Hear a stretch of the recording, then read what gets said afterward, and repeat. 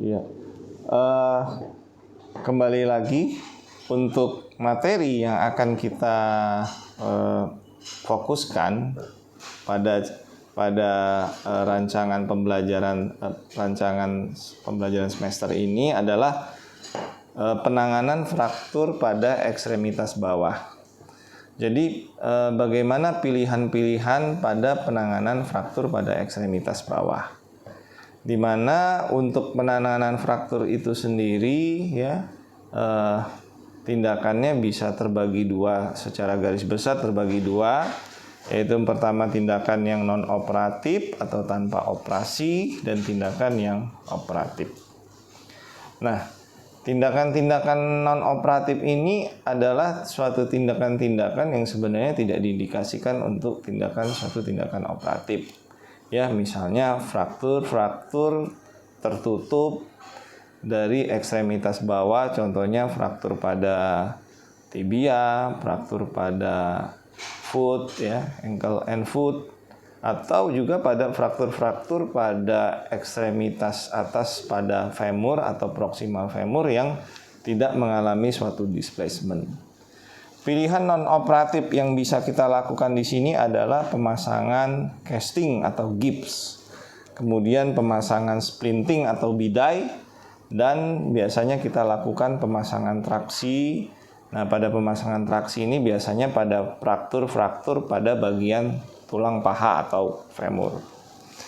Kemudian untuk indikasi operatif itu biasanya kita lakukan pemasangan wire ya, atau kawat, kemudian pemasangan plat dan skrup, dan pemasangan nailing ya. Jadi pilihan-pilihan yang biasanya kita lakukan itu untuk tindakan operatif adalah pemasangan wire, plate and screw, dan nailing. Nah, untuk indikasi penanganan non operatif seperti yang sudah saya sampaikan tadi, bahwa adalah suatu fraktur yang non-displace atau mengalami suatu displacement yang minimal ya. Jadi pergeseran yang sangat minimal. Di mana fraktur yang displace dengan pola fraktur yang stabil yang diharapkan dengan dapat union dengan parameter radiografik yang acceptable. Artinya diharapkan dengan jenis fraktur tersebut ternyata bisa menyebabkan kesembuhan pada tulangnya. Kemudian pada pasien lansia yang dimana yang low demand ya, dimana bila dilakukan suatu tindakan operatif akan justru menyebabkan terjadinya suatu resiko yang sangat besar pada pasien sehingga tidak dapat dilakukan suatu tindakan operatif. Ya. Kemudian jenis-jenis tindakan operatif itu bisa ada fiksasi interna dan ada fiksasi eksterna. Untuk fiksasi interna ya, di mana kita lakukan penyambungan tulang ya, di mana tulang dipasang dengan implan ya.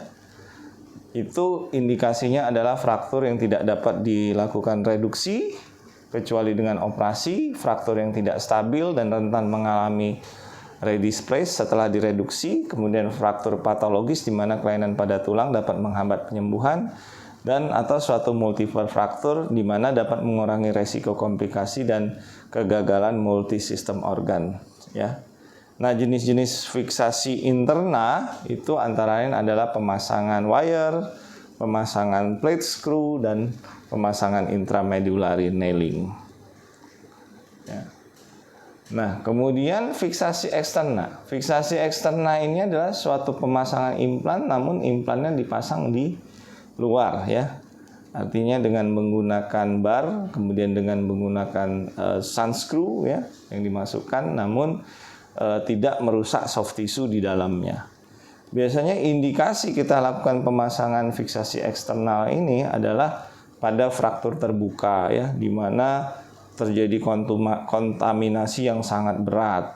Kemudian pada fraktur tertutup yang pattern fracture-nya itu sangat kompleks ya.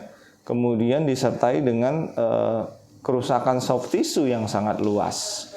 Kemudian pada pasien-pasien dengan politrauma di mana kita memerlukan suatu tindakan action yang cepat, yang terarah dan yang efektif sehingga pasien tidak mengalami suatu perburutan. Kemudian pada pasien-pasien dengan fraktur pada intraartikuler ya yang mengalami displacement di mana terjadi kerusakan celah sendi yang cukup berat, itu sebelum kita lakukan tindakan internal fiksasi, biasanya kita bisa lakukan pemasangan fiksasi eksternal ini.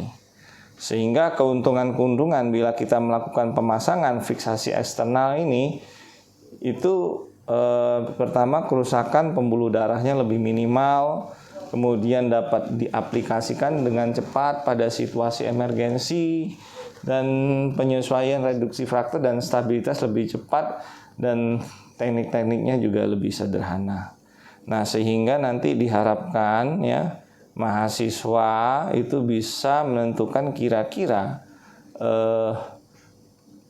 treatment apa yang tepat pada fraktur-fraktur ekstremitas bawah ini. Apakah kita pilih suatu tindakan konservatif, non-operatif, apa kita pilih suatu tindakan operatif. Pada tindakan operatif kira-kira implan apa? Apakah suatu misalnya fiksasi eksterna, apakah itu suatu fiksasi interna yang kita pilih, sehingga berdasarkan indikasi-indikasi tadi yang sudah saya jelaskan. Ya, terima kasih.